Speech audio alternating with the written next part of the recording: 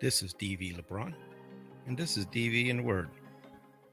Today's verse is Matthew 6:34, and it says, "Therefore, do not be anxious about tomorrow, for tomorrow will be anxious for itself. Sufficient for the day is its own trouble." How many of you spend time worrying, constantly anxious? I know I deal with it, and I've seen other people deal with it. But in this verse was part of the Sermon on the Mount, where Jesus was teaching his disciples about how to live a life of faith and trust in God. In this particular verse, Jesus is urging his followers not to worry about the future, but to focus on the present day. Worry and anxiety are common.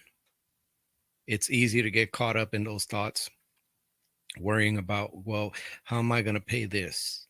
How am I going to do that? Am I ever going to get this job? What am I going to do?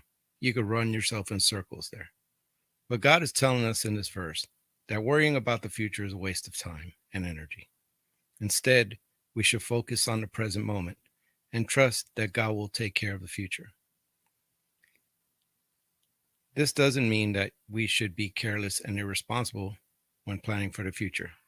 It simply means that we should not let our worries consume us and prevent us from living fully in the present. Jesus reminds us that each day has enough trouble of its own, and we don't need to add to our burden by worrying about tomorrow.